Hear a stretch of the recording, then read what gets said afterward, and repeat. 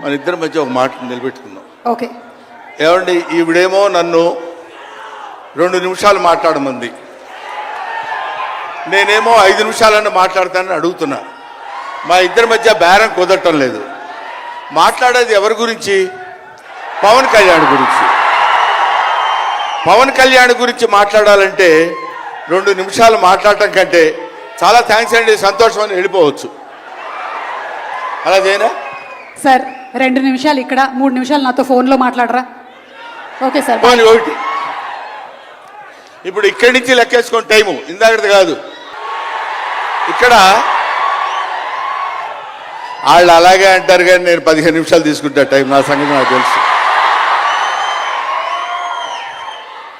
పవన్ కళ్యాణ్ గారి గురించి నేను ప్రత్యేకంగా చెప్పాల్సిన అవసరం లేదు. ఆయన మానవత్వం పరిమళించిన మంచి మనిషి. ఎంత గొప్పవాడంటే చాలా గొప్పవాడు అని చెప్పడానికి మాత్రమే మనకు చేతనవుతుంది. చిన్నప్పటి నుంచి ఆయన 17వ సంవత్సరం నుంచి నేను చూస్తున్నటువంటి వ్యక్తిగా నాకు తెలుసు. అప్పటి నుంచి ఇప్పటి వరకు ఏదో ఏదో ఏదో చెయ్యాలి అనేటువంటి తపనతోటి సమాజానికి ఏదో ఉపయోగపడాలి, I want to do something for the society sir అని చెప్పినప్పటి నుంచి ఇప్పటి వరకు నాకు తెలుసు. అప్పటి నుంచి ఇప్పటి వరకు ఎదురు లేకుండా తనంతట తను వేసుకున్నటువంటి బాటలో నడుస్తూ వెళ్ళాడు తప్ప ఎవరి బాటలో నడిచి వెళ్ళలేదు పవన్ కళ్యాణ్. మైండ్ తన బాటలో వస్తున్నటువంటి ముళ్ళు, అవాంతరాలు, కష్టాలు, సుఖాలు తనంతట తాను ఎదురు తిరిగి రొమ్ము విరిచి నడుచుకుంటూ వెళ్ళాడు తప్ప ఎవరు వేసుకున్న బాటలో వెళ్ళలేదు. ఆయన వేసుకున్న బాటలో 10 మందిని నడిపిస్తూ వచ్చాడు. ఒక్క మాటలో చెప్పాలంటే ఆయన ఒక స్వయం శిల్పి, తన్ను తాను చెక్కుకున్నటువంటి శిల్పి. హీస్ ఎఫర్ట్ పెట్టి కష్టపడి పైకి వచ్చిన వ్యక్తి కాదు, హీస్ డెస్టినేషన్. నాకు తెలిసి ఆయన జీవితం ఒక అద్భుతమైనటువంటి సౌందర్యవంతంగా కళాకృతిగా తీర్చిదిద్దినటువంటి వ్యక్తి.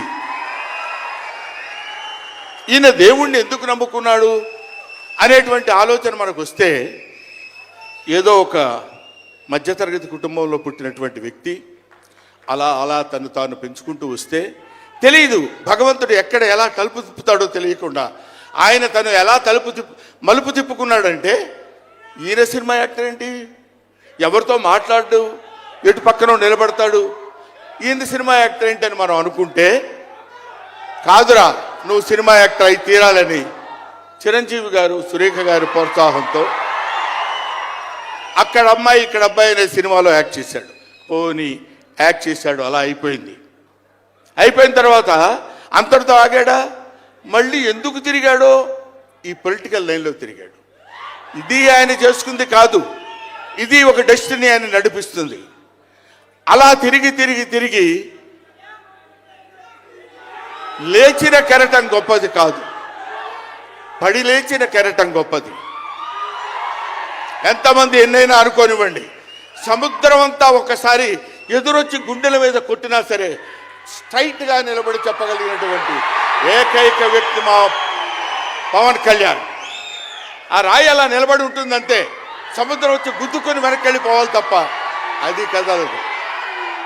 అది ఆయన గొప్పతనం కాదు, దిస్ ఈజ్ ఆల్సో డెస్టినీ.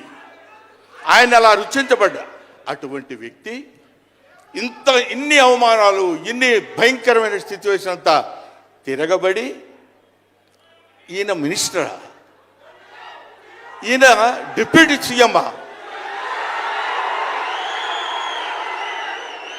ఇది ఆయన గొప్పతనం కాదు. This is also destiny. ఇదంతా ఆయన నమ్ముకున్నటువంటి పరమేశ్వరుడు లిఖించినటువంటి ఒక అద్భుతమైనటువంటి సిచ్యువేషన్ అయింది. అందువల్ల పవన్ కళ్యాణ్ గారు బతుకు మీది, చావు మీది, బతుకంతా దేశానిది. అంతే, పుట్టుక మీది, చావు మీది, ఈ రెండే మీవి. అలాగా తన ఎందుకండి ఆయనకి మేము ఎన్నోసార్లు చెప్పాం, మమ్మల్ని మామూలుగా నేను పెద్దవాడిని కాబట్టి డైరెక్ట్గా తిట్టలేక చిన్న మందలింపించినది. ఎందుకంటే మనకి రాజకీయాలండి, ఎందుకండి నో. హరిహర వీరమల్లు ఇందాక తమ్ముడు భరణి చెప్పినట్టు శివుడు ఒక్కడొస్తేనే శివతాండవం చేస్తే 14 లోకాలు దద్దరిల్లిపోతాయని చెప్తారు. అవునా?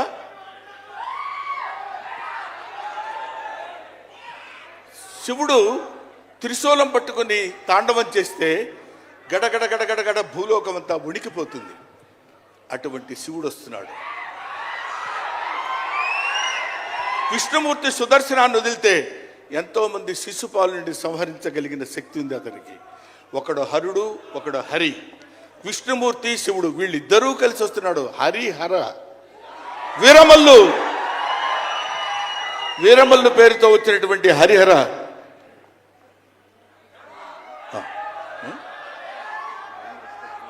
ఓకే అందుకని హరిహర వీరమల్లు గురించి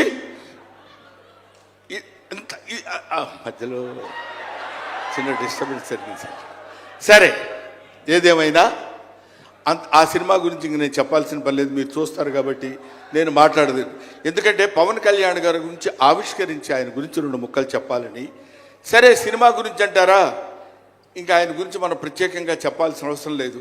ఆయన అలా కొట్టుకుంటూ ఇంకా రచ్చ రచ్చ రచ్చ రచ్చ కింద ఉంటుంది. ఇప్పటికే పవన్ కళ్యాణ్ గారు మరి ఆయన జాతకం ఏంటో నాకు తెలియదు, ఇలాంటి స్టైల్. అప్పుడెప్పుడో ప్యాంటు మీద ప్యాంట్ వేసుకుంటే స్టైలు. ఆయన